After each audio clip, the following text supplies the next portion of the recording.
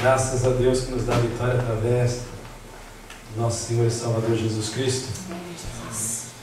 Realmente uma alegria. Temos aqui esses irmãos queridos e estar aqui com vocês. Nós, mesmo sabendo, é incrível como nós somos, né? Mesmo sabendo que no dia de feriado, essa coçoca é um absurdo. E a gente tem esperança que uma hora a gente vai pegar ela tranquila, né? Mas isso não é uma verdade. Nós saímos de casa 6h30. O trajeto nós fazemos em meia hora, fizemos em 1h30. Mas o Senhor, Ele é digno de ser louvado, digno de ser adorado. Eu gostaria de falar com vocês hoje sobre arrependimento. Essa palavra hoje de manhã eu estava buscando de Deus uma palavra, uma orientação, algo que nós pudéssemos estar compartilhando aqui. E veio justamente essa palavra, arrependimento. É necessário que nós a lembremos, é necessário que nós sejamos lembrados, porque arrependimento é o que Deus espera. Para que nós venhamos a entregar um louvor que seja verdadeiro e genuíno, para que o nosso culto, para que a nossa vida seja verdadeira diante dele, o princípio começa com arrependimento. O princípio é arrependimento. Então é importante nós não nos afastarmos desta palavra, porque é necessário, não há mudanças, não há transformações, não há um conhecer a Deus, se não houver arrependimento. Arrependimento do quê, pastor? Arrependimento dos nossos pecados, arrependimento da forma que nós temos feito, muitas vezes, que tem desagradado ao Senhor, arrependimento de coisas que nós temos gasto no tempo, que são supérfluas, não são pecados, você sabe disso, mas são coisas desnecessárias, né? Então eu gostaria de falar um pouquinho a respeito de arrependimento. Arrependimento, no grego, uma palavra chamada metanoia. Estava tentando lembrar, né? Eu até perguntei para a Malu se ele se lembra. Aí eu usei uma outra palavra para perguntar para ela. Eu falei uma outra palavra para ela. Eu falei ramatia. Pecado, né? Mas arrependimento, metanoia. Interessante é o significado do grego, que é justamente mudança de mente. É justamente a consciência daquilo que estava errado tem que ser deixado, a direção errada tem que ser deixada e tomar uma nova direção, agora uma direção correta. Isso é muito importante. Não há arrependimento se nós insistirmos em querer continuar do mesmo jeito que nós temos feito e feito errado. Arrependimento ele muda, arrependimento ele vem para nos levar justamente para o lugar certo, a forma correta de se viver, de se fazer, de se pensar, né? E eu gostaria de falar um pouco a respeito de arrependimento. E eu tenho assim observado a respeito dos comentários que se fazem depois de uma dificuldade ocorrida, de um problema passado por alguém ou por uma família, onde o resultado foi terrível.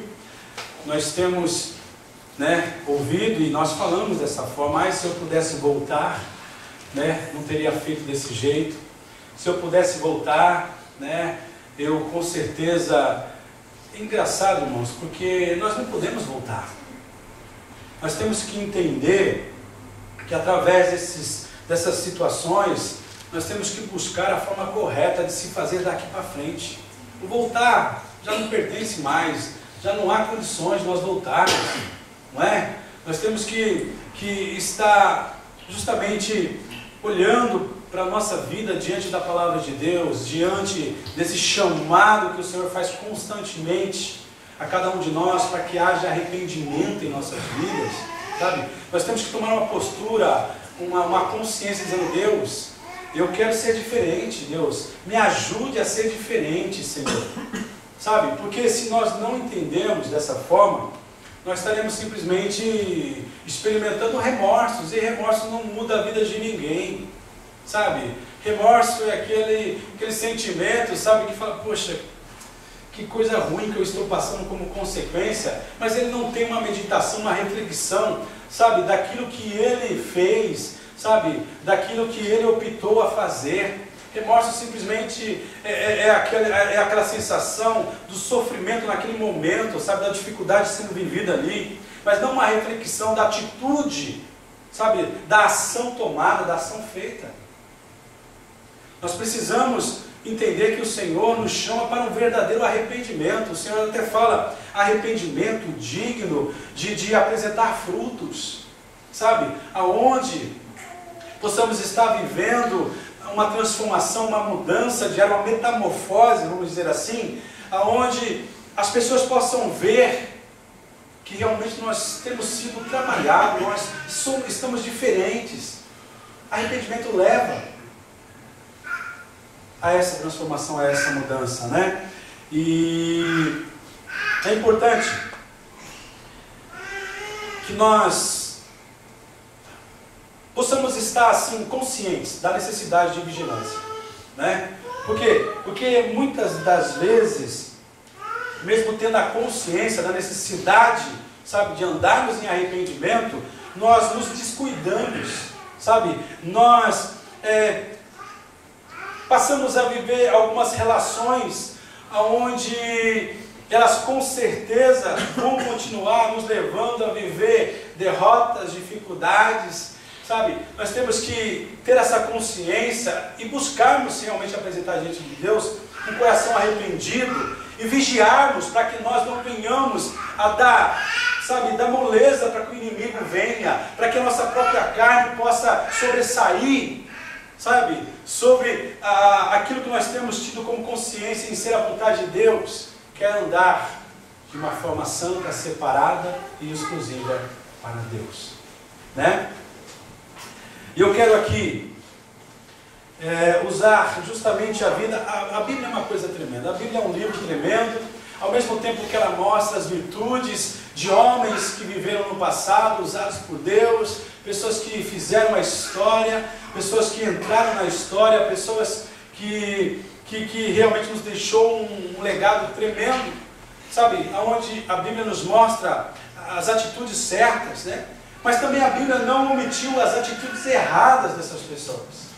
Eu gostaria de falar justamente a respeito de Davi. No capítulo, abra sua Bíblia, 2 Samuel.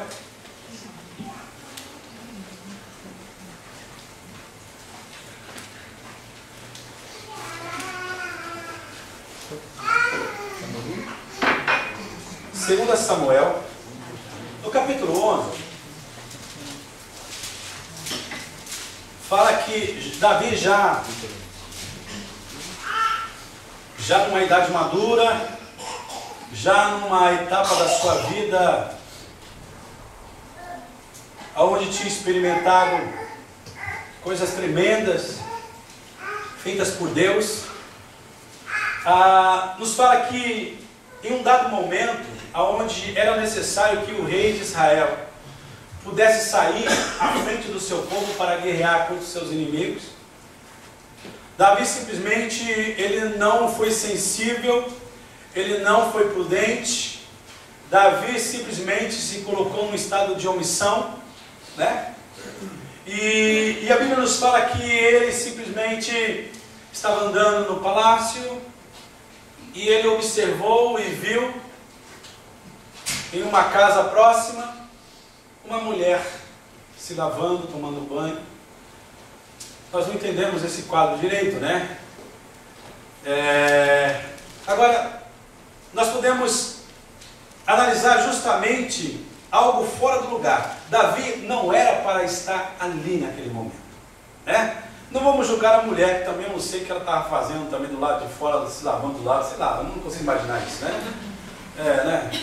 Então, quer dizer, vamos tratar de Davi. Davi simplesmente, aquilo ou no lugar aonde era necessário que ele estivesse, ele não estava. E quando nós perdemos essa sensibilidade, quando nós não percebemos aonde Deus quer que nós estejamos, nós estamos ou nos colocamos sensíveis, ou de uma certa forma até mesmo fáceis, para que venha uma tentação, venha algo que ao invés de contribuir para estarmos fazendo a vontade de Deus, para estarmos conhecendo um pouco mais a Deus, nós possamos optar em justamente fazer o desejo da nossa carne. Justamente acumular uma outra dificuldade sobre aquela que deveria ser confessada, arrependida e confessada. Né? Foi o que aconteceu com Davi. Bom, resumindo a história, vocês já sabem da história.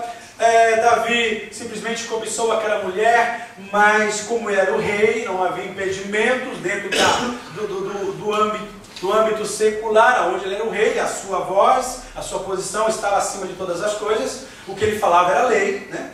Então, simplesmente ele desejou, ele cobiçou, ele já antes de deitar com Batseba, simplesmente ele já tinha pecado, porque ele já desejou e dizendo, essa vai ser minha.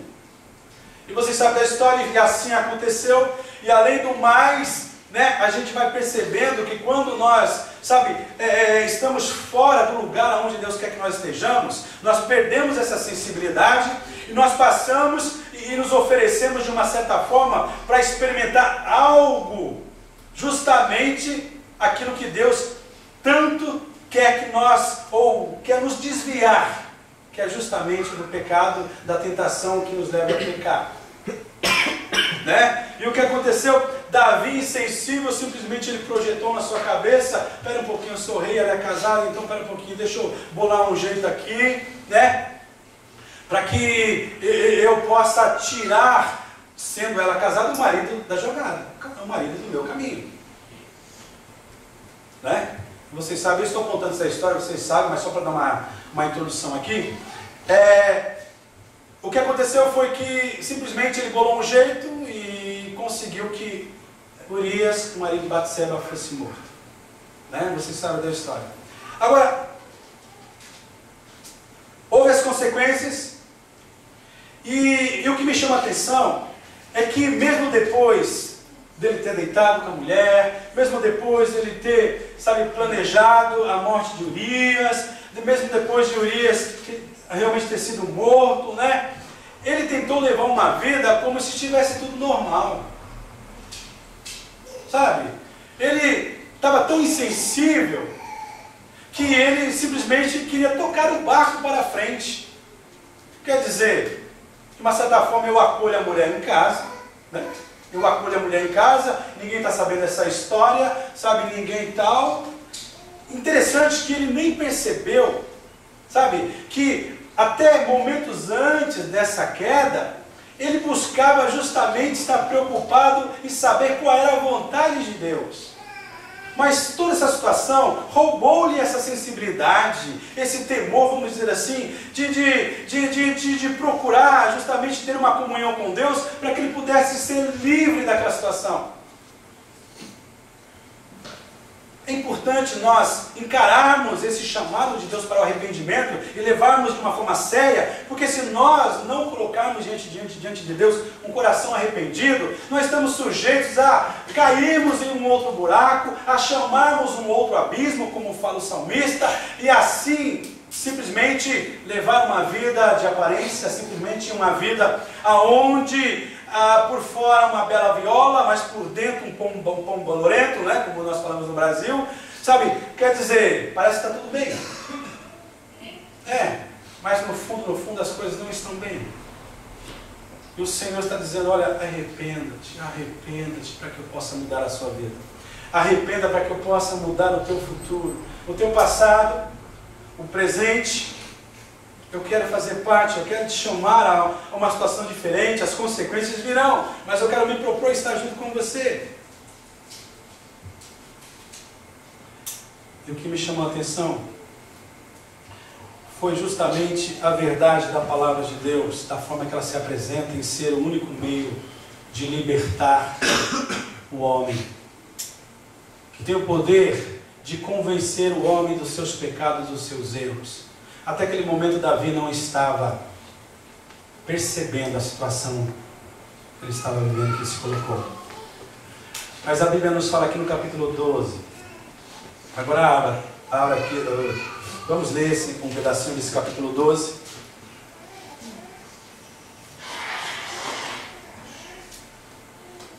Então, até esse momento, vamos pensar assim, Davi não tinha percebido a dificuldade.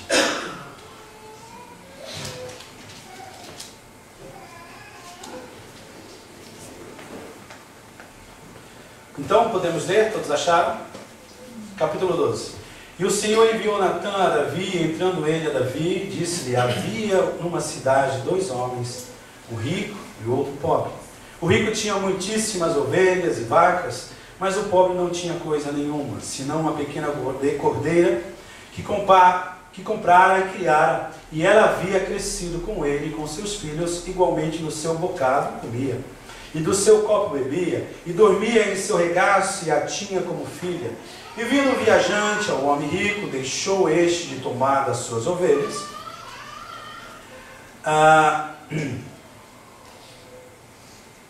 e das suas vacas para guisar para o viajante que viera a ele. E tomou a cordeira do homem pobre e a preparou para o homem que viera a ele. Então o furor de Davi se acendeu em grande maneira contra aquele homem. E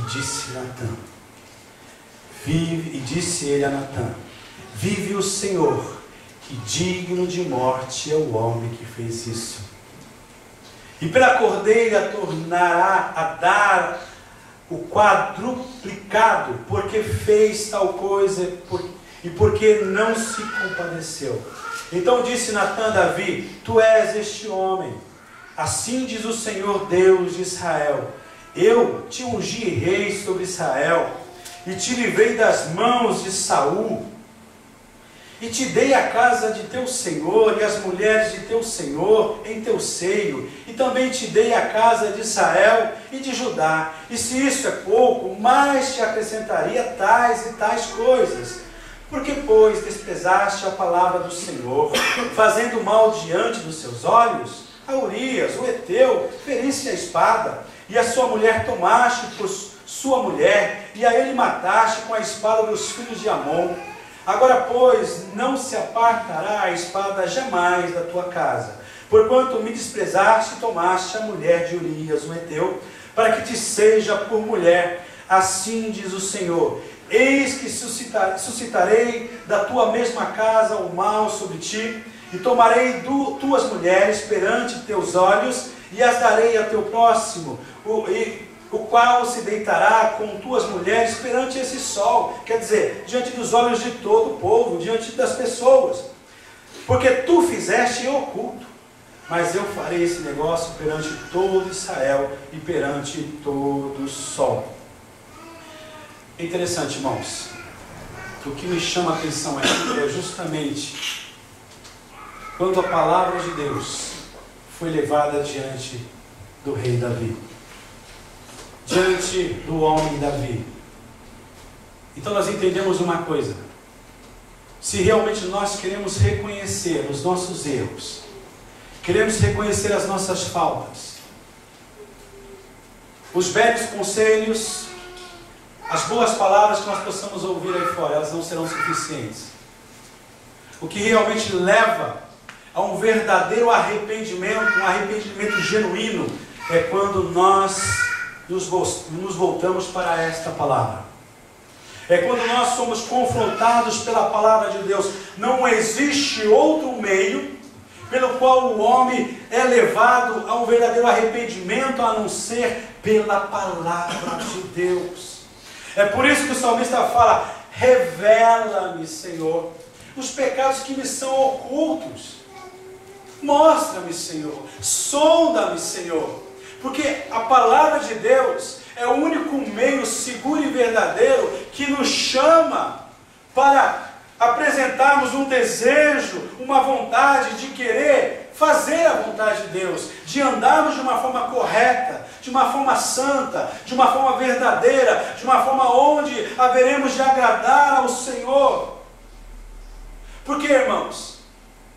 Porque é necessário que nós entendamos que primeiramente dentro de nós tem que bater um temor diante de Deus, não diante das pessoas. Nós não nos arrependemos em muitas coisas, em muitas áreas da nossa vida, porque nós tratamos olhando no sentido de vermos pessoas diante de nós.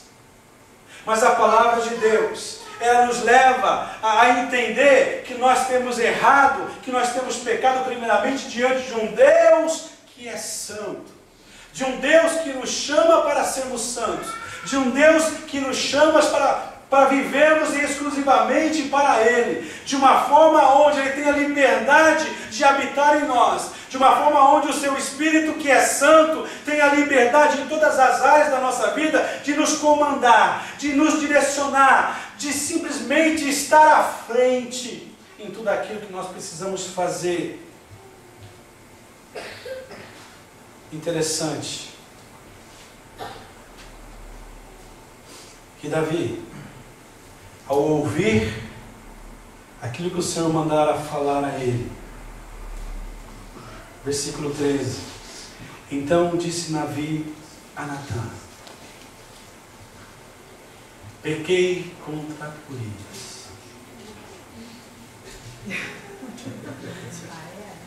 Ele ouça que embarcar aí, né? Pequei contra Batseba, pequei contra a minha família, pequei. É assim que está aí? Não. Irmãos, o arrependimento que nós precisamos experimentar é quando nós temos a consciência que o nosso pecado, primeiramente, é diante de Deus. Eu falo para minha esposa, antes de eu querer traí-la, eu tenho medo, eu tenho temor, porque essa aliança, ela foi firmada diante de Deus. Então, antes de eu traí-la, eu estou traindo ao meu Deus, e isso me bota medo, isso me bota reverência, isso me bota temor. É importante que nós tenhamos essa consciência, que o Senhor quer que nós entendamos que tudo aquilo que nós fazemos está sendo apresentado primeiramente diante de Deus. Não diante das pessoas, mas diante de Deus. Você sabe por que é necessário que nós entendamos isso? Para que a gente não venha criar um próprio Deus. Para que a gente não venha construir um Deus conforme o nosso entendimento, conforme a nossa vontade, conforme o nosso querer. Há um Deus que se torna relativo. Aonde eu me relaciono com Ele, aonde Ele é obrigado a me aceitar do jeito que eu sou, do jeito que eu ando, do jeito que eu faço. Aonde eu trago na minha dimensão, no meu patamar. E um relacionamento com esse Deus que não é o verdadeiro, mas aquele que nós criamos na nossa mente, não nos leva a um arrependimento verdadeiro e genuíno. Porque nós passamos a entender, Ele tolera todas essas coisas. Ele faz vistas grossas a isso. Ele não é igual o meu pai, igual a minha mãe, somente a mãe que acaba tolerando muitos dos nossos erros. Quando eu vim para o Japão, há 20 anos atrás, bateu uma saudade, um arrependimento daquilo que eu fizera com a minha mãe.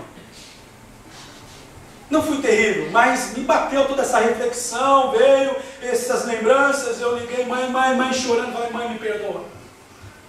Eu não valorizei o tempo que eu estive debaixo do teu telhado, debaixo das tuas mãos, no teu colo, eu não valorizei. Sei que muitas vezes eu a fiz passar vergonha. Mas quais foram as palavras da minha mãe? Eu não lembro disso não. Você é um amor de filho. Eu sei que isso está baseado no amor. Mas eu não posso confundir o amor do meu Deus com o amor da minha mãe. Porque a minha mãe não é santa. Por mais que seja uma mulher de virtude, uma mulher virtuosa, ela tem as suas falhas, as suas fraquezas, os seus pecados. Mas diante daquele que eu tenho me compromissado, Ele me ama, e muito mais do que a minha mãe. Mas Ele é santo. E por Ele me amar, Ele quer que eu entenda o mais rápido possível e possa não estar me conformando, possa não estar barganhando a minha santidade, que é a condição única que Ele espera de mim, para eu poder me relacionar com Ele. Eu tenho que ter essa consciência. Eu quero ter essa consciência. No Salmo 51, na oração do penitente, oração de Davi, nós podemos imaginar aqui um rei Davi, chorando, sentindo os seus pecados, sentindo as consequências e muito mais, a comunhão quebrada com aquele Deus que ele experimentava nos dias e nos anos anteriores, desde sua meninice.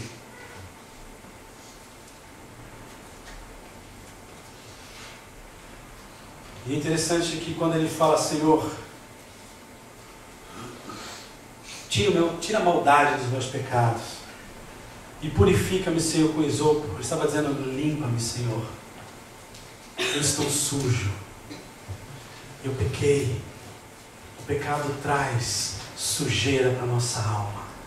O pecado traz sujeira para a nossa mente. O pecado traz sujeira para a nossa vida. E nessa oração ele fala, olha, Deus, eu sinto o peso dos meus pecados. Em outras palavras, está dizendo, Deus, como eu pude perder a sensibilidade? Como eu pude perder, Senhor, aquela convivência, aquela sensação gostosa, real, de comunhão contigo, Senhor? Como eu pude viver? Interessante que, olha que coisa interessante. A Bíblia nos ensina que o perdão não é um sentimento. O que eu quero dizer com isso? Para que nós possamos liberar o perdão, não precisamos esperar sentir o desejo para perdoar. Ah, eu não estou sentindo. Eu ainda não estou pronto para perdoar. Porque esse pensamento, essa atitude é errada diante da palavra de Deus. Porque a Bíblia fala que esse pecado é um mandamento. Perdoe, nós vimos aqui na quarta-feira. Se eu não perdoo, Deus não há de me perdoar. Deus não vai me perdoar. Então é questão de eu entender que o Senhor espera que eu possa, arrependido, dizer, eu quero perdoar. Se eu fui o machucado, eu tenho que olhar e ver que é a vontade daquele que não deixa dúvida. Porque foi Ele que perdoou e esqueceu do pecado de toda a humanidade. Quando essa humanidade, quando essas pessoas arrependidas se colocam diante dele, ele diz, olha, eu te perdoo. E olha a coisa interessante, que Davi, naquele momento, ele disse assim, pequei contra Deus, pequei contra Jeová, pequei contra o Altíssimo, pequei contra o Soberano, pequei com aquele, diante daquele que é santo, santo, santo, pequei contra esse. Aí nós vemos a diferença daquilo que Deus espera. Deus não espera que nós não erremos, irmãos. Deus não espera que nós não venhamos a pecar. Essa é a verdade. Ele conhece a nossa estrutura, Ele sabe. Ele sabe daquilo que nós podemos estar prometendo hoje, agora. Ele sabe, das nossas promessas. Ele sabe se nós iremos realizar, se nós vamos, cumpri-las ou não. Deus sabe. Ele sabe. Mas Ele quer que nós apresentemos diante dEle um coração dizendo, Deus, pequei contra Ti. Pequei contra o Senhor, unicamente pequei contra o Senhor. Senhor, eu estou sujo, lava-me, Senhor. Purifica-me, Senhor. Lava meu coração, lava minha mente, Senhor. Isso que tem me sujado, Senhor. Que tem me roubado a dignidade, Senhor. Que tem me roubado a identificação com os céus, contigo, Senhor. Deus, limpa-me, Senhor. Lava-me, Senhor. Lava-me, Senhor. E é interessante que automaticamente o Senhor viu um arrependimento verdadeiro e genuíno, porque automaticamente é assim que Deus age. Quando Davi disse, olha, eu pequei contra ti, eu pequei contra o Senhor. No versículo 14, Natan diz assim, todavia, porquanto com este feito deste lugar, sobremaneira, aqui os inimigos do Senhor blasfemem, também o filho que te nasceu certamente morrerá. E ele continuou aqui, olha, no versículo 13 aqui, né? Na parte de B, quando Davi reconhece, pequei contra o Senhor, e disse a Natan, Davi, também o Senhor traspassou o teu pecado e não morrerás, porque a lei era, qual lei? Aquele que pecar, esse morrerá. Então, irmãos, quando nós reconhecemos que o nosso pecado foi contra Deus, que quando eu, fornico, quando eu adultero, quando eu roubo, quando eu ajo, tomado pelas obras da carne, eu estou pecando contra Deus. Isso tem que estar na nossa consciência. Quando eu, no caso, um exemplo, não acontece isso, mas quando eu possa xingar a minha esposa, quando eu venha judiar dela, quando eu não estou fazendo para com ela primeiramente, eu estou fazendo para aquele que criou, que a criou, e a me deu para tomar conta. É isso que nós precisamos entender, ou vice-versa, com o marido, nós precisamos ter essa consciência, que Deus espera que nós nos arrependamos, tendo esse entendimento. Deus, foi contra ti, Senhor. Eu defraudei, eu roubei, eu fui assim, eu fui assado, fui diante de ti. Primeiramente, foi diante de ti, Senhor. Porque havendo esse arrependimento, havendo essa sinceridade, essa verdade, automaticamente, Deus vem como obediência. Se arrependeu. E automaticamente, o que acontece? O que aconteceu com Davi, acontece com todos aqueles que se arrependem. Deus, ele perdoa automaticamente. Eu estou sentindo que eu estou perdoado, pastor. Não é questão de sentimento, é questão, se você se arrependeu, você já está perdoado.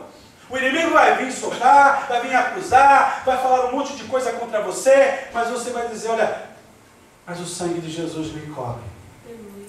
Aleluia. Aleluia. Eu sirvo um Deus que é misericordioso, que é gracioso, e que me perdoou. Ele é o único que sabe perdoar. Sabe por quê? Porque ele perdoa e esquece. O homem não sabe perdoar. O homem não sabe perdoar. Naquele momento ele diz que perdoa, mas numa situação onde ele se sinta meio desconfortável, ele vai lembrar, olha, lembra lá? Você não é? Mas Jesus não. Ele é o único que sabe perdoar. Então o Senhor diz, Davi, você já está perdoado. Agora, como nós lemos aqui no 14, mas as consequências vêm. Isso é importante nós entendermos. O arrependimento não nos livra das consequências. Agora eu sou de Jesus. Então quer dizer, eu não tenho mais que pagar, a minha dívida para com a lei. Eu não tenho, agora eu sou de Jesus, agora eu sou crente. Vocês, não, irmãos. E eu vou falar uma coisa que pode até chocar vocês. Se a lei do local houver pena de morte, não é porque você aceitou a Jesus que você vai ser livre de morrer pelos seus feitos. Mas ele virou crente, pastor. Não interessa. Para nos ensinar a nos portarmos bem diante dele, ele colocou, permitiu essa posição onde leis fossem instituídas. E nós pudéssemos aprender a nos submeter primeiro a elas, para que a nossa submissão diante de Deus seja verdadeira, seja correta. É interessante, o Senhor viu um arrependimento genuíno, E é interessante que nós temos que entender isso. O Deus, Ele espera que a sua palavra esteja nos confrontando. Ele quer que nós estejamos ouvindo essa palavra, irmãos. Essa palavra não é minha. Eu não tenho nada contra vocês. Eu não tenho nada contra vocês. Quem sou eu para acusar vocês? Mas é necessário que nós sejamos confrontados por essa palavra, para que nós possamos refletir de que forma nós temos vivido, de que forma nós temos nos portado, de que forma realmente, quem nós somos realmente, qual é o nosso entendimento em relação a Deus em relação. Então a palavra de Deus tem que ter essa liberdade, está nos confrontando. É por isso que o escritor de Hebreus, o próprio salmista, ele fala: quando ouvires a voz de Deus, o que devemos fazer? Não endureceis os vossos corações. Então é necessário que nós sejamos confrontados por essa palavra. Assim como Davi foi confrontado, sabe? Eu creio que Natan não tinha percebido. Eu creio que Natan, de uma certa forma, sabe, até poderia, no seu desejo de querer agradar ao rei, ele poderia, sabe, fazer vista grossa. Mas eu penso, por aquele homem ser de Deus também, de ter um relacionamento com Deus, ele pôde perceber: opa, Deus está mudando, o conceito é outro. O conceito é do alto. O conceito não é humano. O conceito, o padrão é de Deus. E por isso que ele foi e contou. A palavra de Deus, ela tem que ter liberdade. A palavra de Deus é a única forma que nos chama para um raciocínio, para uma lógica, para que nós possamos reconhecer quão falho nós somos, mas ao mesmo tempo tendo diante de nós um Deus que é misericordioso, que é gracioso, mas pela sua santidade Ele espera que nós nos portemos diferentes. Ele quer que nós realmente possamos estar dispostos a fazer ou a fazermos de uma forma diferente, de uma forma correta, deixando aquilo que é de ruim. E eu fico pensando uma coisa: Davi na sua postura de rei, isso é para nós, isso é para a igreja. Ele poderia dizer assim: ô Natan, quem você pensa que é? Eu sou o rei aqui. Você é ousado, Natan? Me desafiar com essas palavras? Davi simplesmente poderia calar Natan ali. O que nós aprendemos com isso? Aqui não é a palavra de um pastor, aqui é a palavra de Deus. Está entendendo? Então é a forma que nós tratamos. Se nós simplesmente estamos ouvindo, se nós estamos simplesmente com a nossa mente lá fora, se nós estamos preocupados com aquilo que possa acontecer com o restante do feriado, se nós estamos preocupados com as outras coisas, nós estamos dizendo: quem é você para falar comigo? Eu sou o dono da minha vida. Sou eu. É um exemplo. Podemos não estar falando claramente assim, mas a nossa postura é essa diante da palavra de Deus. Quem Deus está pensando que Ele é? É assim. Mas Davi não fez isso. Davi não agiu assim. Ele tomou uma decisão de acatar a voz de Deus e voltar para o caminho que era correto. E é interessante que nós vemos essa verdade, porque no Salmo 32, versículo 5, ele fala: confessarei as minhas transgressões ao Senhor. E tu perdoaste a maldade do meu pecado. Nesse versículo, irmãos, nós percebemos o quanto a confissão está ligada ao arrependimento. Humildade para reconhecermos os nossos erros. Humildade para reconhecermos a nossa desobediência. Humildade para reconhecermos a nossa negligência. Humildade.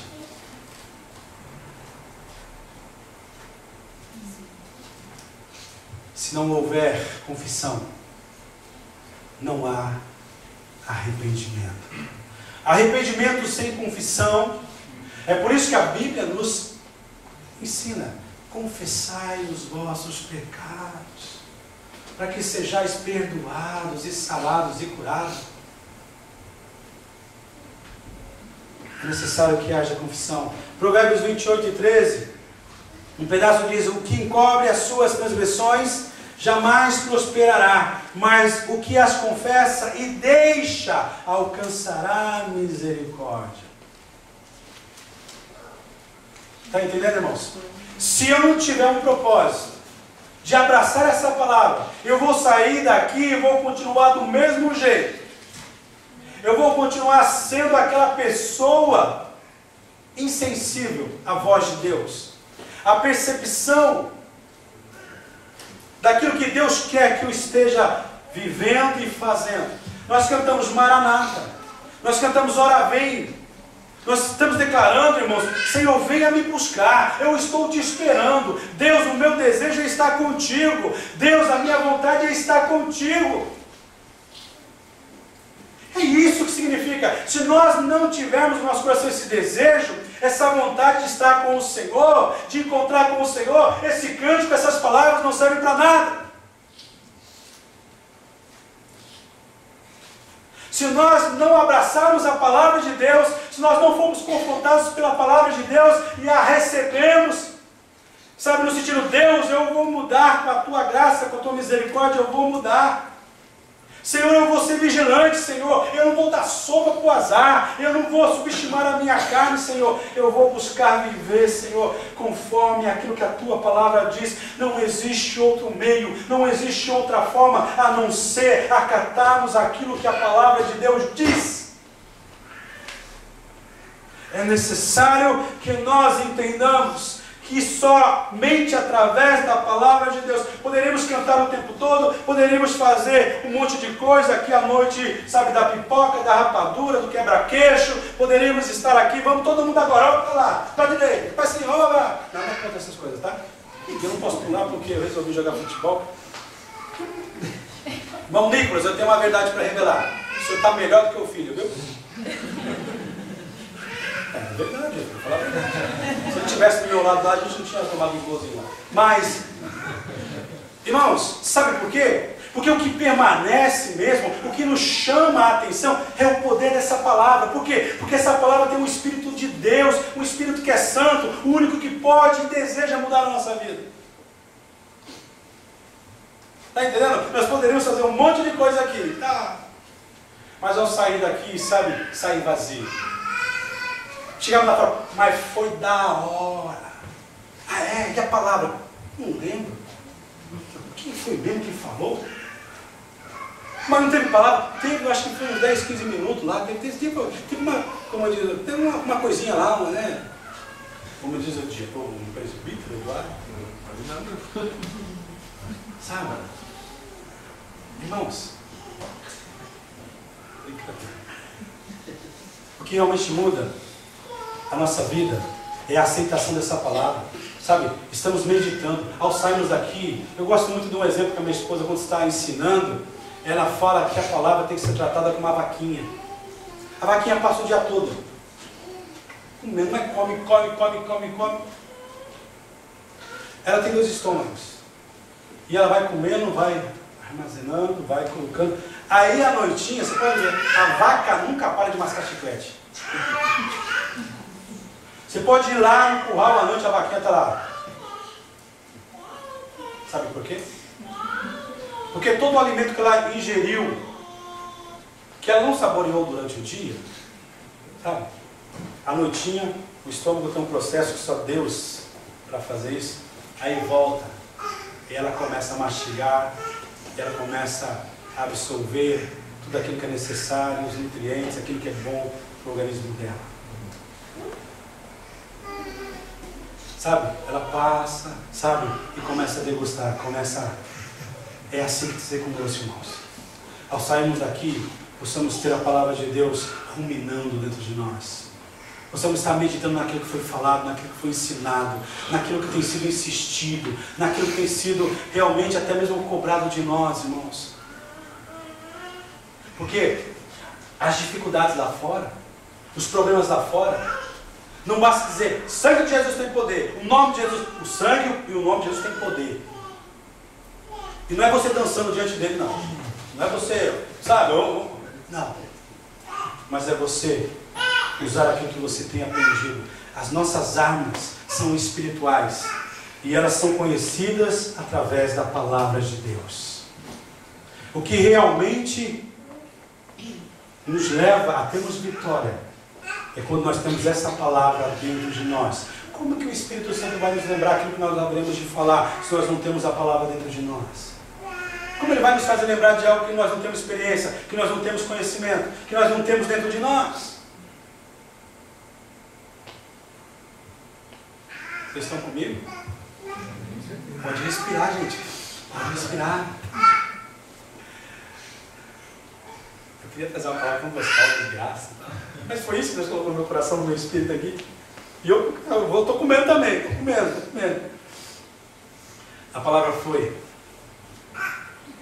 E é interessante que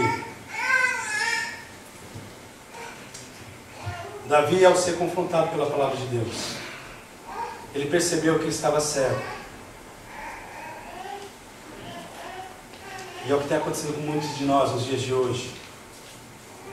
Não consegue ver em que situação eles se encontram. E acabam se envolvendo cada dia mais, de uma forma mais profunda, com o pecado. E acaba se tornando um escravo do pecado. A palavra de Deus é necessário que ela seja lembrada. É por isso que o povo de Israel, eles têm um histórico de sobrevivência tremendo. Um povo que viveu espalhado por muitos e muitos anos, mas não perdeu a cultura, não perdeu os seus trejeitos, não perdeu por quê? Porque cada mãe judia vai ensinando aos seus filhos toda a história do que Deus fizeram no passado. Mesmo longe da terra, até tempos atrás, elas ensinavam, continuam ensinando. Quando voltaram, não foi difícil restaurar a cultura, restaurar os costumes. Tiago 1,25 diz assim, Tiago 1,25, mas aquele que considera atentamente na lei perfeita, lei da liberdade, e nela persevera, não sendo só ouvinte e negligente, mas operoso, praticante, esse será bem-aventurado naquilo que ele realizar. A única maneira, através da qual podemos trazer o oculto para a luz, é o contato permanente com a palavra de Deus. Irmãos, é interessante como esse livro fala. É interessante que eu tenho percebido, quando eu quero ouvir Deus falar, Ele fala comigo. Agora, quando eu não quero ouvir Deus falar, eu até leio, mas eu não assimilo nada. Interessante, né? Por quê? Porque Deus só fala com quem quer ouvir, gente. Você se sentiria à vontade de querer falar com alguém e ele não querer te ouvir? Não fica uma coisa chata? Sabe uma coisa, né, desconfortável, né? Nós falamos, eu estou falando porque quem não estiver olhando para mim, quem não estiver ouvindo, eu não posso fazer nada. Mas com certeza, a quem eu percebo que está interessado, sabe, eu sinto mais segurança, eu sinto mais desejo de compartilhar. Porque assim é o natural do homem. Assim é. Não existe outra maneira. Não existe outra forma. João 8,32, Jesus diz assim: conhecereis a verdade, e a verdade vos libertará. Essa verdade é a palavra de Deus. Não, se nós queremos ser libertos, irmãos, se nós queremos ser prósperos de uma forma verdadeira, se nós queremos ver a nossa casa abençoada, se nós queremos ver os nossos filhos crescendo no caminho do Senhor, temendo, não existe outro lugar de buscarmos ajuda se não for pela palavra. Porque ao usufruí-la, ao degustá-la, ao experimentá-la, a minha vida vai sendo transformada, vai sendo liberta. E todas as pessoas que estão ao meu redor serão tocadas. Se não quiser aceitar, é outra coisa. Mas através daquilo que essa palavra estiver fazendo na minha vida, os que estiverem ao meu redor vão perceber, vão dizer: pera um pouquinho, está diferente, alguma coisa está diferente. Me explica o que está diferente. Por que você está melhor? Por que você está desse jeito, tão agradável? Você vai dizer: ah, eu estou. Então deve ser aquilo que eu tenho experimentado. Eu quero falar para você. Foi depois que Jesus entrou na minha vida. Jesus é o único que tem o poder para mudar a história do homem. Ele é tão poderoso que ele mudou a contagem da história. Hoje era dividida antes de Jesus, antes de Cristo e depois de Cristo. E muito mais do que mudar a história, Ele quer mudar a vida do homem, a história do homem, a sua história, a minha, a nossa história. No Salmo 119, versículo 105, um versículo tão conhecido que diz lá. Deixa eu me colocar, vou explicar melhor para vocês aqui. Lâmpada para os meus pés, para me mostrar onde eu estou, se eu estou no lugar certo. E luz para o meu caminho, para eu ser direcionado, para eu caminhar de uma forma certa. Lâmpada para os meus pés é a tua palavra e luz para o meu caminho. Irmãos, para que nós estamos pedindo um caminho novo? Sabe, para Deus nos mostrar um propósito melhor? Irmãos, já está pronto. A questão é nós entendermos, nos agarrarmos a essa palavra e dizer, Deus.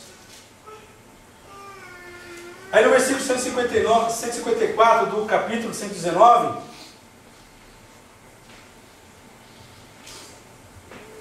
o salmista ele acrescenta aqui, defende a minha causa e liberta-me, vivifica-me, segundo a tua promessa. A promessa verdadeira é aquela contida na palavra de Deus, aquela que o Senhor testifica no meu coração, diz assim, essa palavra é para você. Essa promessa é para você. O próprio Senhor dizendo, sabe? E não é, com todo respeito, esse monte de profetada, eu vou profetizar sobre essa sua vida. Eu vou... Não. Sabe? Mas a própria palavra de Deus, a profecia mais segura é a palavra de Deus. Eu sei que Deus usa a Maricotinha, eu sei que Deus usa a Armando Coquinho, eu sei que Deus usa, mas eu estava buscando a direção, fazendo delas a minha segurança para a minha caminhada. Eu estou fazendo delas a minha mãe ou o meu pai de santo, o meu guru. Será que é necessário sair da nossa cidade para procurarmos um médico em outro lugar?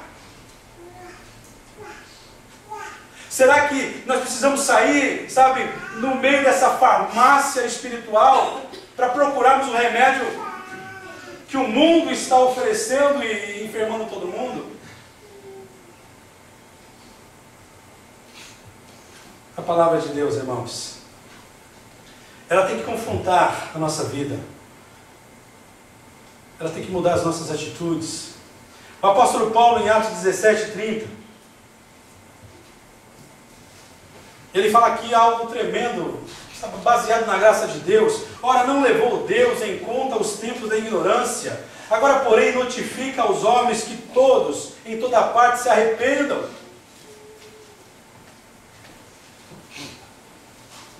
Você sabe que nós podemos até tratar, na vida de alguns, que esse tempo de ignorância possa ter sido até ontem à noite, até antes do culto aqui. Se estivermos entendendo a forma correta e verdadeira, esse tempo de ignorância, assim, poxa, não entendi, pera um pouquinho. Agora caiu a ficha. E Deus fala, olha, o que passou, passou. Agora viva esse presente. Se comprometa comigo agora. Agora, você vai ver o que eu vou fazer. Somos conscientes, ou temos que estar conscientes que possuímos uma natureza abertamente rebelde contra a autoridade divina. Interessante que as pessoas já até me perguntaram, pastor, se Deus sabe, está no controle, se Deus, sabe, tem todo esse poder, por que Ele colocou o fulano lá? Por que Ele colocou o ciclano naquela cadeira política? Por que ele tal? Irmãos, Deus não colocou essas pessoas lá.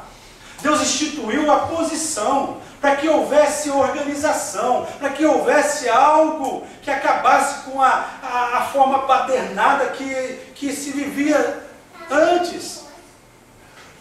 A posição, a autoridade foi Deus que instituiu, mas os homens que estão a executando somos nós. Somos nós. Sabe, se eu não entendo a palavra, se eu não permito que ela crie raiz dentro de mim, que me leve a uma vida madura, eu vou estar trocando meu voto por qualquer, sabe, um saco de cimento, né? Dentadura, né? Que trocar. Faça uma dentadura, vote no fulano tal que você tem. Irmãos, é uma verdade, nós temos que ter essa consciência. Espera um pouquinho, eu vou orar, eu vou buscar a Deus, eu vou saber, sabe? Muitas, sabe, virão apresentando, mas espera um pouquinho. Eu vou saber qual é a vontade de Deus. Quem o Senhor quer que eu vote? Eu vou orar. Está entendendo? Eu vou orar. Eu vou assumir a responsabilidade. Eu não vou ficar culpando o ciclano, o fulano, não.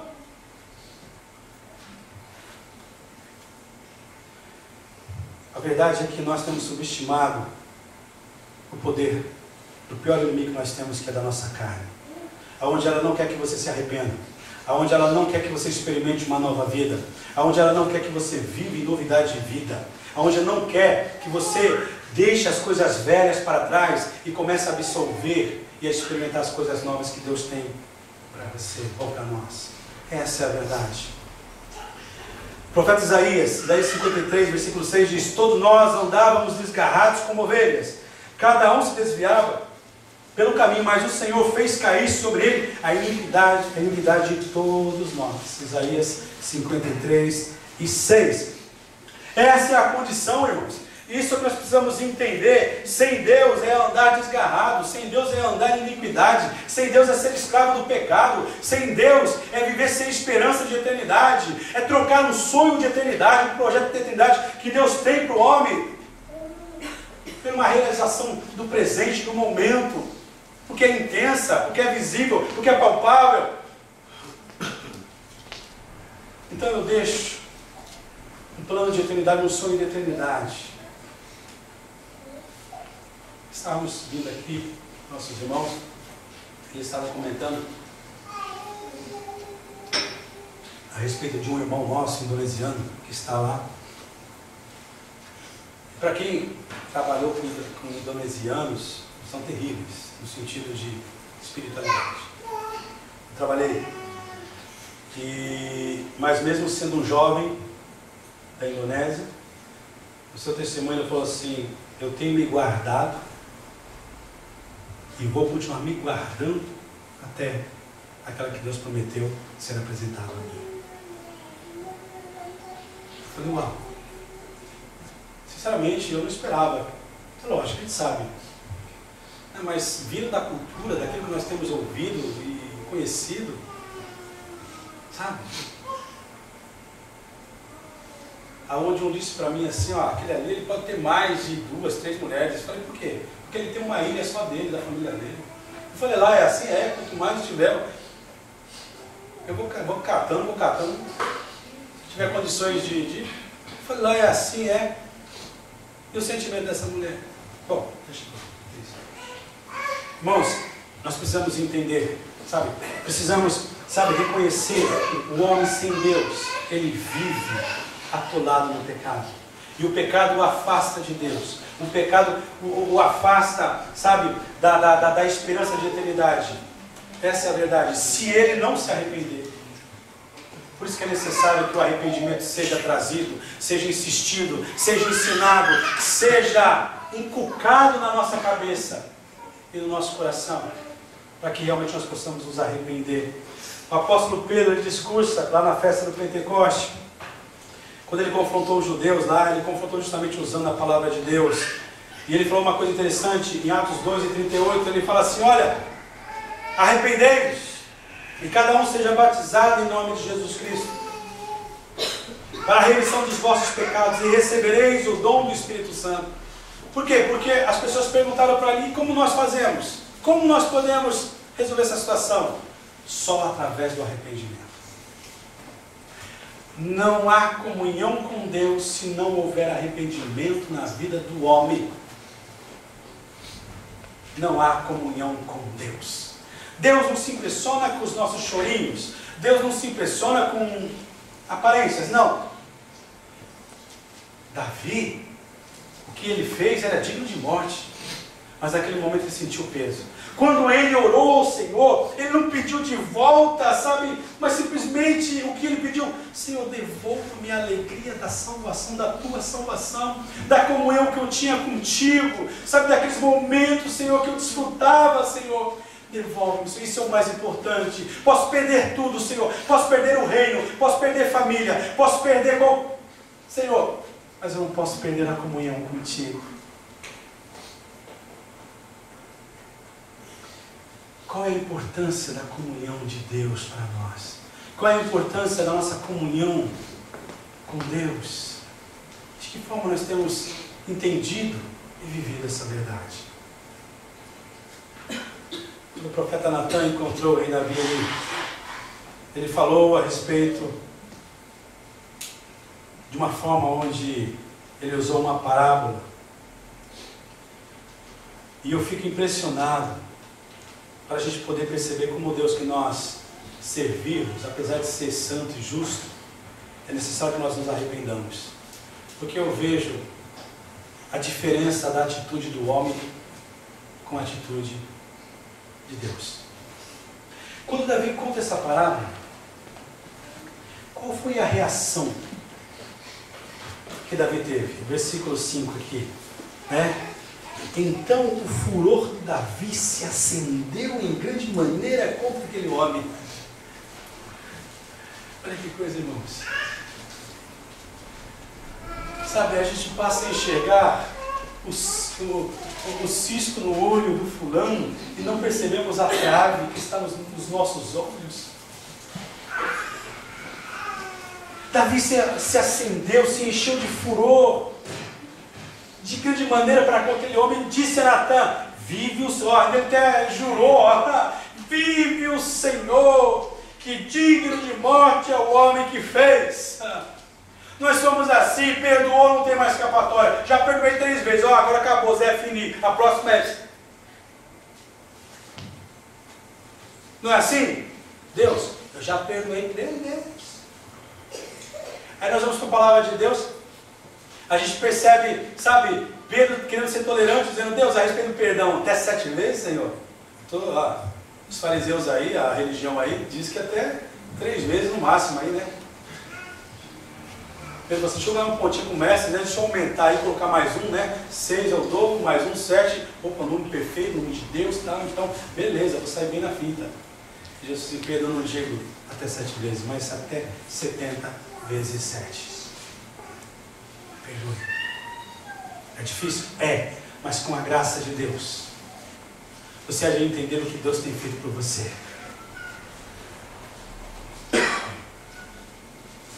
Você há de ser tolerante. Mas pastor, já estou careca de ensinar, de dizer assim, assim, assim, mas não faz. E nós, diante de Deus? De que forma a gente tem agido? A Bíblia diz: olha, perdoe, mas não tem mais. Perdoe, mas não perdoe, se você não perdoar. Mas Deus, já não tem nem dedo mais para dizer quantas vezes. Perdoe. O nosso mestre, o mestre do amor, na cruz, ele passou um tempo em silêncio. E quando ele quebrou o silêncio, as suas palavras foram essas: Pai, perdoa-lhes, porque eles não sabem o que eles estão fazendo. Quem sou eu? Quem é você para não liberar o perdão? Nós não precisamos andar juntos, não precisamos estar compactuando, mas vamos perdoar, entregar nas mãos de Deus. Interessante, né? Davi dizendo: olha, esse homem tem que morrer, esse homem tem que morrer, esse homem tem que morrer.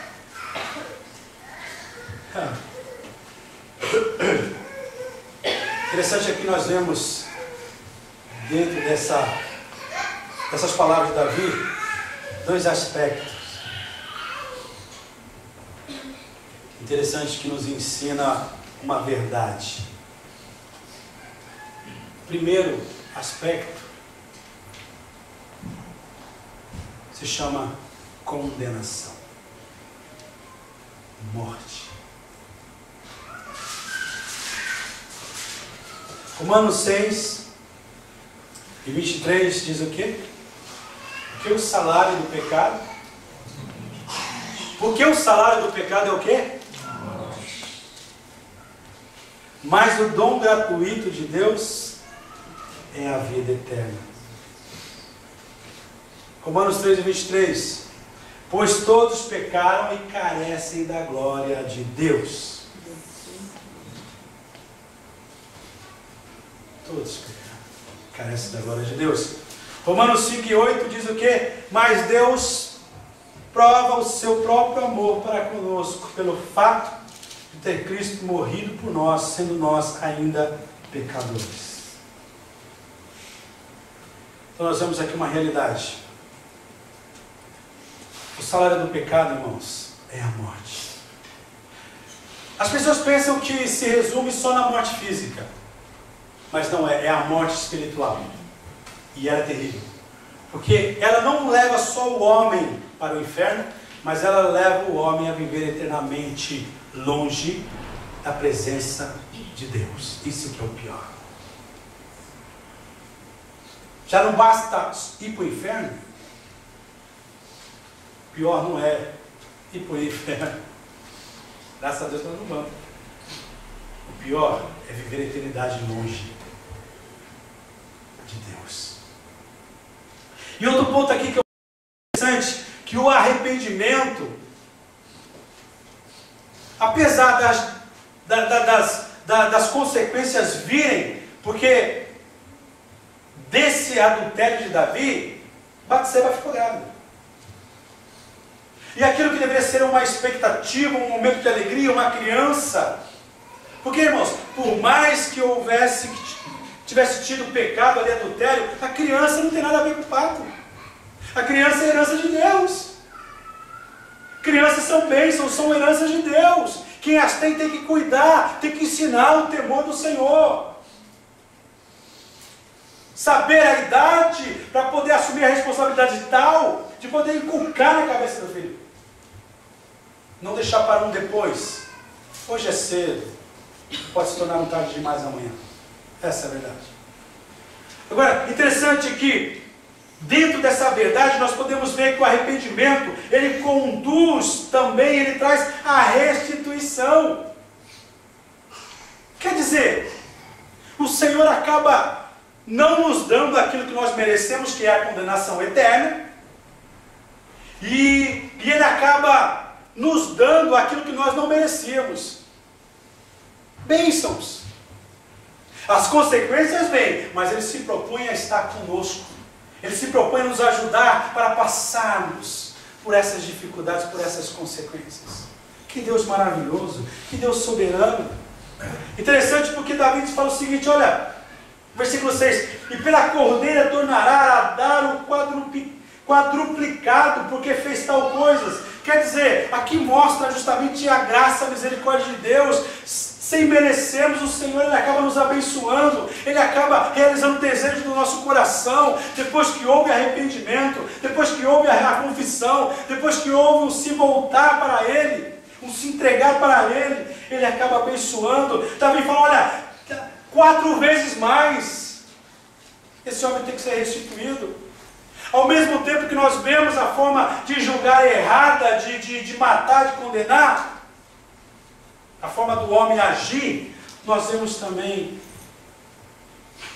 por outro lado, a forma de Deus agir com graça e misericórdia. Não há pecado ou culpa que Deus não possa perdoar.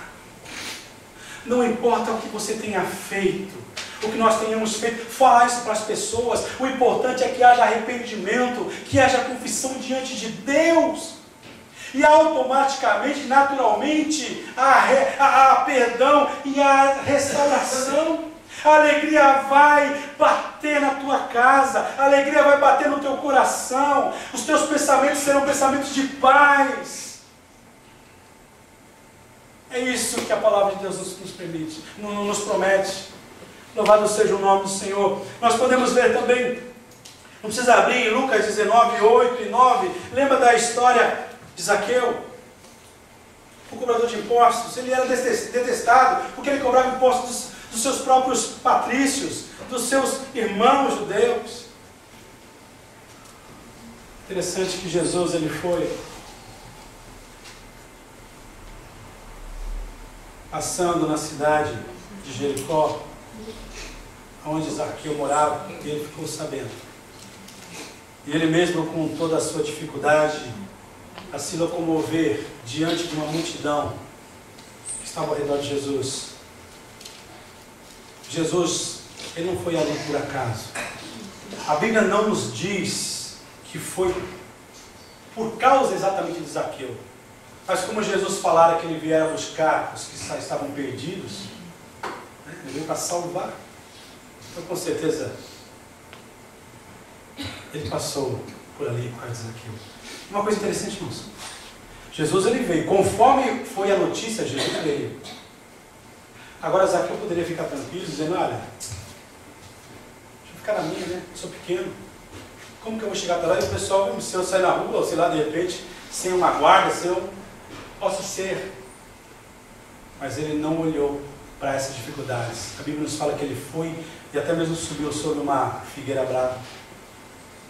O encontro com Cristo, o arrependimento leva a uma mutualidade, quer dizer, Jesus vindo, eu também indo em contra Ele.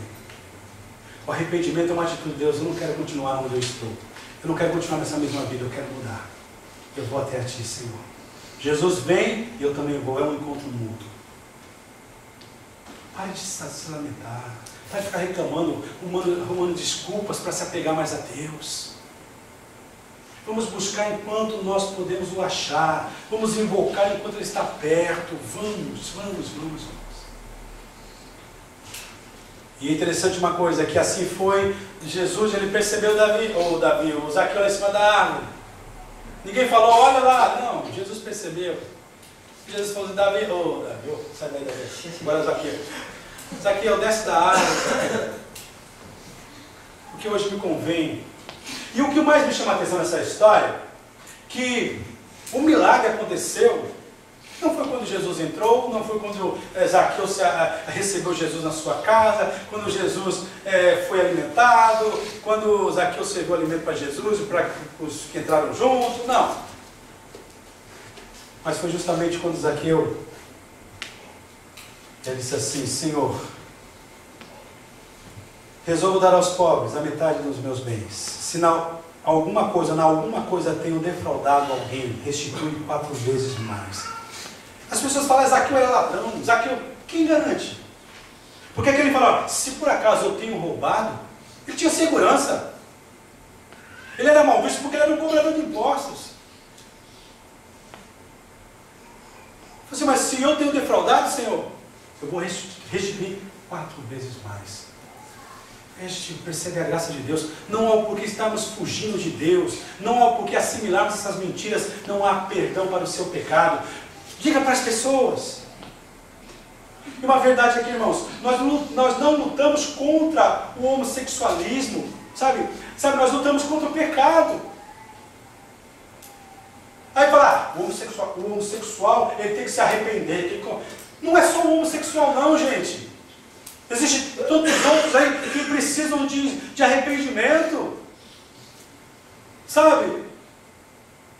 Nós não nos aproximamos dessas pessoas, dessa classe ou de outra classe, sem, sabe, pela atitude, ou melhor, pelo estilo de vida, não. Mas é na questão do pecado na vida dessas pessoas. Essa é a verdade. Isso nos leva a agir com amor. Senão Deus não aceita essas práticas, mas tu também morreste por ele, por ela, sabe? Eu quero ser um instrumento, eu quero ser um meio, Senhor, dessas pessoas poderem te conhecer. Eu quero, Senhor. E o que mais chamou a atenção quando ele, Zaqueu, Lucas 19, 8, 9, Jesus disse a respeito da salvação, depois que Zaqueu disse, eu restituo 4 vezes mais. Então Jesus lhe disse, hoje houve salvação nesta casa, pois que também este é filho de Abraão. Coisa interessante, né, irmãos? Podemos notar que o Senhor declarou a salvação à casa de Zaqueu, só depois que ele fez a restituição. Não há, irmãos, não há arrependimento se não há desejo de mudança. Zaqueu está dizendo, eu quero mudar, eu quero ser diferente. Eu tenho me abraçado com essa profissão porque faltava a tua presença, faltava o amor desse Deus, faltava a comunhão desse Deus. Por outro lado, Davi, depois do seu arrependimento, nunca mais voltou a reincidir no seu erro. Quando ele compreendeu, ele teve uma mudança de atitude, olhava seu passado como seu mau pedaço, né? Sua etapa. Salmo 32, versículo 3 e 4, estou terminando. Ele fala o seguinte, enquanto calei os meus pecados, envelheceram os meus ossos. Salmo 32, versículo 3 e 4. Estou percebendo que tem gente que está sem Bíblia, né? Enquanto calei os meus pecados, envelheceram os meus ossos pelos meus constantes gemidos todo dia. Porque a tua mão pesava dia e noite sobre mim, e o meu vigor se tornou em sequidão de estio. Quer dizer, enquanto não houve arrependimento, enquanto não houve confissão, uma enfermidade tomou a sua alma. Essa é a realidade. Aleluia. Davi estava consciente de seu pecado, o que seu pecado trouxera, as consequências físicas, emocionais e até materiais. Mas foi depois da sua confissão. Ele se considerou uma pessoa santificada. Nós podemos dizer porque no versículo 6 desse mesmo capítulo 32 de Salmo, ele fala: sendo assim, todo homem piedoso te fará súplicas em tempo de poder encontrar-te. Com efeito, quando transbordarem, muitas águas não o atingirão. Que coisa interessante. Naquele momento ele estava percebendo a graça e a misericórdia de Deus e a restauração, a restituição sobre a vida dele. E é justamente isso que significa santidade. Essa liberdade de Deus fazer, por ele ter recebido um coração arrependido e contrito, o qual ele não despreza. Santidade, separação total do mundo. O apóstolo Pedro, em 1 Pedro capítulo 1, versículo 15 e 16, Pedro fala da seguinte forma: pelo contrário, segundo é santo aquele que vos chamou, tornai-vos santos também vós mesmos em todo o vosso procedimento, porque escrito está: sede santos, porque eu sou santo, diz o Senhor. O apóstolo Paulo também, ele traz uma palavra interessante. 2 Coríntios capítulo 6, versículo 14 ao 18.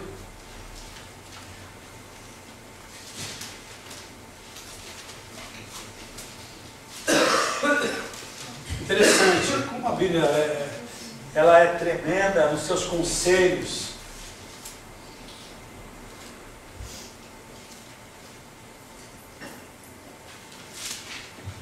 O apóstolo, cheio do Espírito Santo, ele diz o seguinte: não vos unais em julgo desigual com os incrédulos. Aqueles que pecam e não se arrependem, não sentem o peso do pecado. A seguir explica, né? Porque que sociedade pode haver entre a justiça e a iniquidade? Ou que comunhão da luz com as trevas? Que harmonia entre Cristo e o maligno? Ou que união do crente com o incrédulo? Que ligação há entre o santuário de Deus e os ídolos? Porque nós somos santuários do Deus vivente. Como ele próprio disse: habitarei e andarei entre eles. Serei o seu Deus e eles serão o meu povo. Por isso, retirai-vos do meio deles. Separai-vos, diz o Senhor, não toqueis em coisas impuras, e eu vos recebereis. Serei vosso Pai, e vós sereis para mim filhos e filhas, diz o Senhor Todo-Poderoso.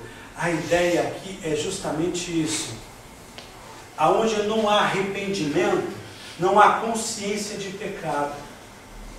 E na vida de pecado, é impossível ter comunhão com Deus, comungar com Deus, se relacionar com Deus, conhecer a Deus. Não é? Porque é Isaías 59 que ele fala: porque os vossos pecados nos separam. 59:2, sabe? Os pecados do homem que o separa de Deus. Agora é necessário que nós entendamos, irmãos, não vamos querer barganhar, não vamos trocar a nossa santidade, não vamos trocar aquilo que é santo por aquilo que é profano, não vamos ser igual a Esaú, que sabe, desespero, sabe, ele poderia simplesmente ter comido de um alimento sem agir daquela forma nécia de trocar a sua primogenitura com Jacó. Não sejamos como Esaú. Vale a pena viver para Deus, vale a pena se santificar para Deus, vale a pena dizer: Deus, eu quero ser teu, me ensina a ser santo como tu és. Me ensina, eu quero fazer a tua vontade, eu quero fazer o teu querer. Sabe, esse jeito, sabe? Vamos entregar nas mãos de Deus o nosso jeito de ser. Vamos permitir que Ele nos molde. Vamos permitir que Ele nos mude. Assim como Pedro, assim como Ele fez na vida de Pedro, fez na vida de muitos outros. Basta termos a consciência, Deus não habita em meio ao pecado. Deus habita. O pastor Inácio estava dando ontem uma palavra e ele comentou essa expressão. Que as pessoas dizem por aí, Deus escreve em linhas tortas. Não é assim? Deus escreve em linhas tortas. As pessoas não dizem por aí que Deus escreve em linhas tortas? A verdade não é essa. Deus escreve por linhas certas. Somos nós que importamos essas linhas. A voz do povo não é a voz de Deus. Saiba disso. E Deus ele fala através de Moisés, Deuteronômio capítulo 7, versículo 2 ao 4. Só anota aí, eu vou ler aqui. Essa advertência de Paulo está associada àquilo que ele aprendeu com esse escrito de Deuteronômio. E o Senhor teu Deus, Deuteronômio capítulo 7, versículo 2 ao 4. E o Senhor teu Deus as tiver dado diante de ti, para as ferir, totalmente as destruirás. Não farás com elas aliança, nem terás piedade delas, e nem contrairás matrimônio com os filhos dessas nações. Não darás tuas filhas a seus filhos, nem tomarás suas filhas para os seus filhos, pois elas fariam desviar teus filhos de mim, para que servissem aos outros deuses. E a ira do Senhor se acenderia contra vós outros, e depressa vos destruiria. A ideia aqui é justamente de Deus querer ter o seu povo como exclusividade para Ele. Exclusividade para Ele. Somos representantes dos céus. Somos embaixadores do reino de Deus na face dessa terra. Nós representamos a maior marca que o homem pode representar. A do Filho de Deus. Louvado seja o nome do Senhor. O Senhor sabia da poderosa influência que um incrédulo poderia exercer na vida de um crente.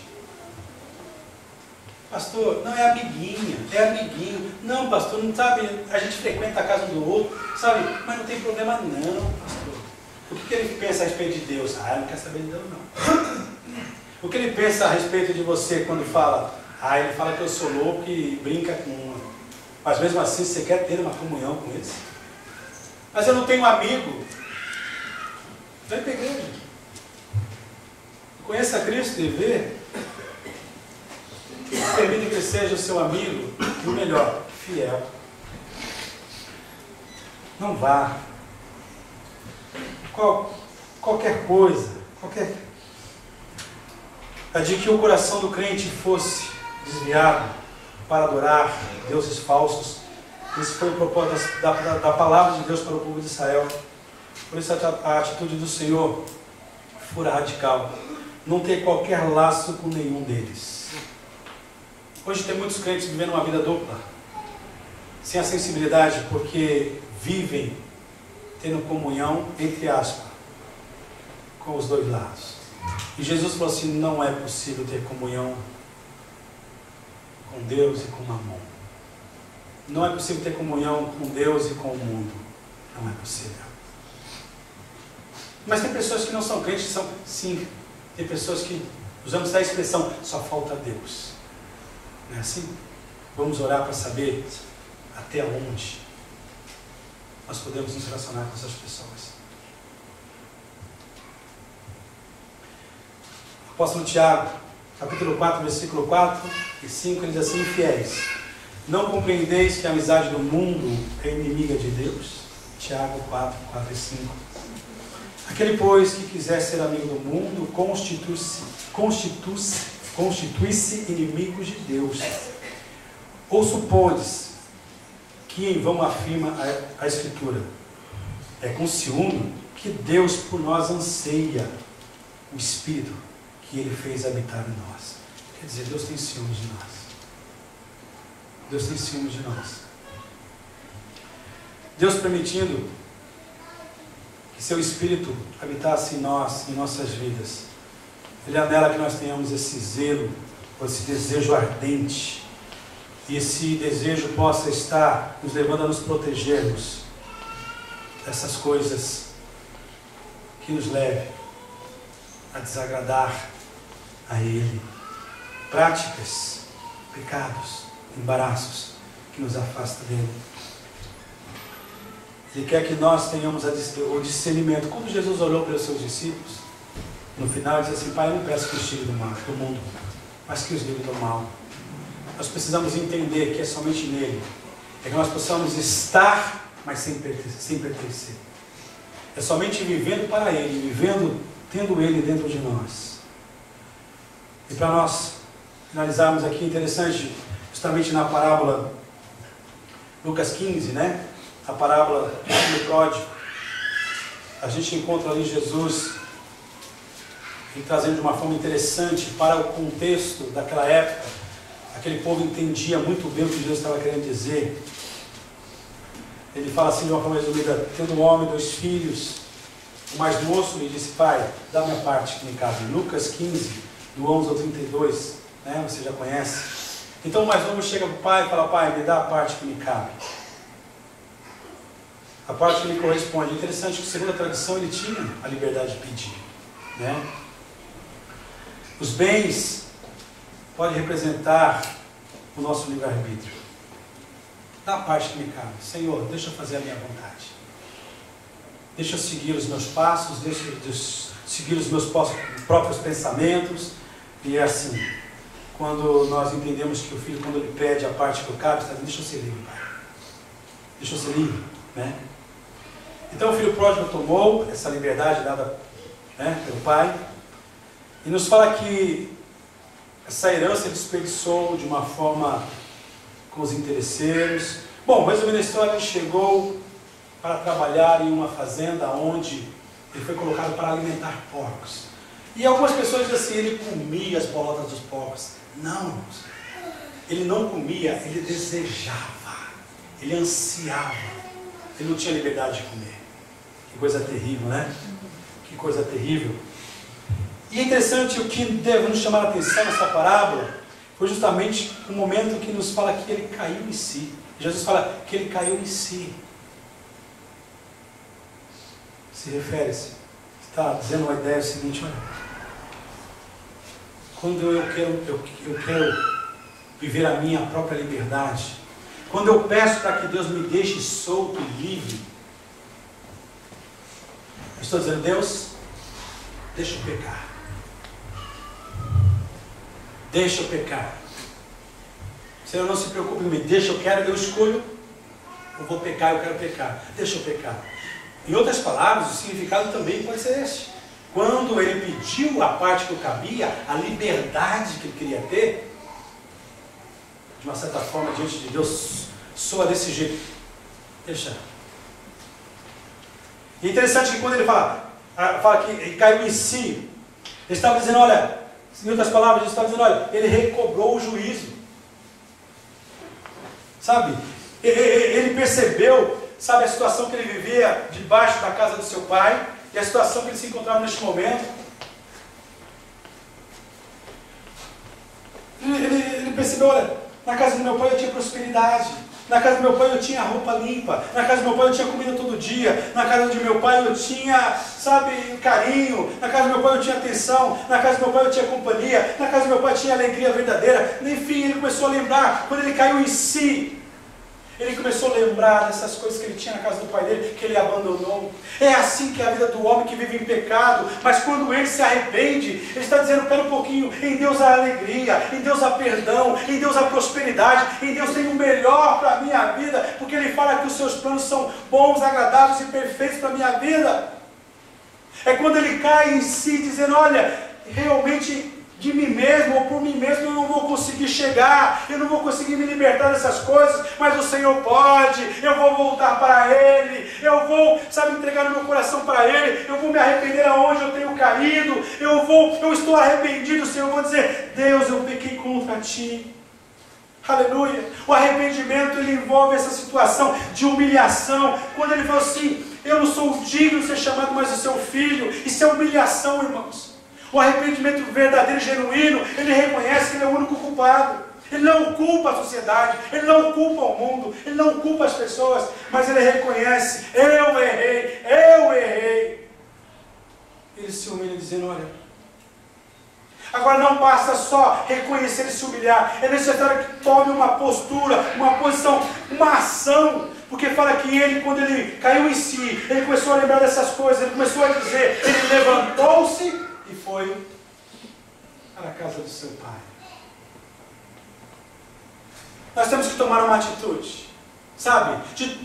Se nós queremos mudança, se nós queremos realmente uma história mudada, nós temos que tomar uma postura, temos que, aquilo que cabe a nós temos que fazer, nós temos que nos levantar, nós temos que dizer: Deus, eu vou na tua direção, Deus, eu vou na tua palavra, Deus, eu vou na comunhão com a igreja, eu vou, Senhor, naquilo que a tua presença manifesta, Senhor, eu vou. Aleluia. Depois fala que ele chegou diante do pai e como ele falou.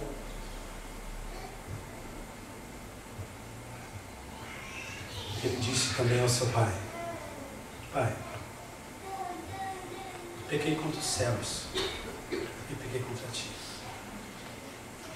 Eu não sou digno de ser chamado teu filho. O homem pode não restaurar. O homem pode ser falho nessa parte. Mas Deus, ele age diferente. E o que me chama a atenção na parábola do filho pródigo também é que diz que o pai todos os dias ele ia e olhava no caminho, no horizonte, porque ele esperava o seu filho voltar. E eu vejo um Senhor Jesus também assim olhando. Eu vejo um Senhor Jesus ansioso, esperando, aguardando as almas virem até a Ele. Eu vejo um Senhor Jesus esperando que eu e você possamos estar trazendo alguém até Ele. Eu vejo um Jesus que espera, sabe, ver em nós um trazer através das nossas orações, da intercessão, pelos nossos familiares, pelos nossos chefes, pelos nossos vizinhos. Eu vejo um Jesus esperando. Interessante, igual eu falei esses dias, muito maior do que nós, Deus tem o desejo de ter comunhão conosco. Muito maior do que eu e você de ter comunhão com Ele, Ele tem o desejo de ter comunhão comigo, com você, com nós. Louvado seja o nome do Senhor. Aleluia. E Jesus, ele fala que esse Pai, movido de grande compaixão, de misericórdia, ele recebeu o seu filho, ele aceitou de volta. Jesus, ele fala que todo aquele que vier até a Ele, de maneira alguma, Ele lançará fora. Nós podemos dizer para essas pessoas que estão drogadas, para essas pessoas que estão desenganadas, para essas pessoas que já conheceram uma parte do Evangelho, que estão afastadas do caminho do Senhor. Nós podemos dizer: olha, o teu lugar continua te esperando, o teu lugar continua vago, o Senhor continua te esperando, o Senhor, Ele quer. Mas mesmo desse jeito, sim, venha do jeito que você está. Ele vai mudar a sua vida, Ele vai transformar. E interessante que Jesus, ele fala que esse pai, ao receber o filho, ele aceitou, e fala que ele trocou as vestes do filho, tirou os farrapos, sabe, aquela vestimenta podre, desgastada, que significa justamente o poder do pecado, a condenação do pecado. Ele tirou, mas ele não deixou nu o seu filho, ele colocou roupas novas. Significa que ele tirou aquela roupa de tristeza, aquela roupa de fracasso, aquela roupa do pecado. Depois colocou a roupa de santidade. Que coisa maravilhosa. Será que vale a pena continuar fugindo, correndo de um compromisso com esse Deus? Interessante aqui, sabe, diz que o pai colocou um anel no dedo. Sabe, significa que restaurou a autoridade dele no laço da família. Interessante, né? O homem pode dizer: olha, eu posso até te receber agora, mas você vai ficar aqui. Mas não é assim com Deus. Jesus, ele fala que o pai colocou um anel no dedo dele, que traz justamente um símbolo de autoridade, né? Interessante que quando o seu pai, eu acho interessante, quando o seu pai calçou os sapatos novos nos seus pés, o pai estava restaurando o ministério, a posição daquele filho em sua casa. Interessante, né? As pessoas que vêm até a Cristo é assim que Deus faz. As pessoas que retornam para os caminhos do Senhor é assim que Ele faz. Interessante, né? E é interessante que dentro de um plano espiritual, Jesus ele fala que o Pai foi e matou um bezerro cevado. Ele promoveu um sacrifício de um bezerro gordinho, né? Isso traz uma ideia de redenção. Interessante, né? Depois fala que esse pai fez uma grande festa. A alegria voltou. O gozo no coração desse pai. A gratidão e a devoção no coração desse filho. É assim que acontece quando há arrependimento. Quando há um voltar. E é interessante que muitas vezes a forma que Deus age com algumas pessoas que eram tratadas sem esperança acaba nos levando a um pecado pela reação. O mais novo tinha pecado pela ação. Agora o mais velho pecou pela reação. Pai, tanto tempo que eu estou contigo e tu não mataste nenhum bezerrinho, não mataste nada. E esse filho que pediu a liberdade dele, pediu os bens, gastou tudo com as meretrizes e tal, e agora ele vem desse jeito e o pai o banca novamente. E o pai fala, abraçou o filho, você não sabe que tudo aquilo que é meu é teu? Entenda, esse era o teu irmão que estava morto, mas agora reviveu, agora ele voltou, ele está vivo, ele vive no nosso meio. Se alegre, se alegre. Esse é teu irmão que estava morto e reviveu, havia se perdido, mas foi achado. E assim o Senhor tem deixado a porta aberta para todo aquele que estiver distante do seu caminho, para que seja recebido, para que seja restaurado, para que possa o abraçar, assim como ele fez com o filho pródigo. Há necessidade de arrependimento.